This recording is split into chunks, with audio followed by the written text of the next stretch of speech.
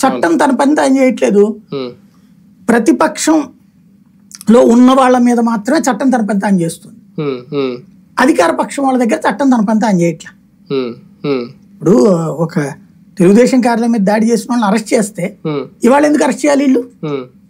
ఇప్పుడు దేవినేని అవినాష్ మీదనో లేకపోతే ఆయన పేరేంటి అప్పిరెడ్డి మీదనో కేసు పెడితే అది ఏమని పరిగణించాలి మనం దాన్ని? అంతే కదా, కక్ష సాధింపు అనకూడదు. అది నా దృష్టిలో అది కక్ష సాధింపు కాదు. ఆనాడు చేశారు కాబట్టి ఇప్పుడు జరిగింది. ఆ రోజునే చట్టం తన పని తాను చేసుకుంటూ ఉండేది కాదు కదా.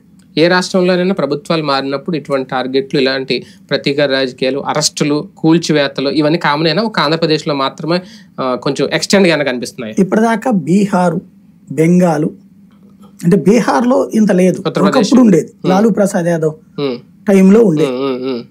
బెంగాల్ ప్రతిసారి జరుగుతుంటది. బెంగాల్, కేరళ, యూపీలో ఇదివరకు ఉండేది ములాయం సింగ్, అఖిలేష్ ఉన్నప్పుడు. మన బీజేపీ వచ్చాక ఏం తగలబెట్టలేదు ఎవరిని. యోగి వచ్చిన తర్వాత ఏం రాలేదా? ఏం లేదు. దేనికి? మర్డర్లు చేసిన వాళ్ళని, అరాచకాలు చేసిన వాళ్ళని. రాజకీయ కక్ష సాధింపు కాదు అది.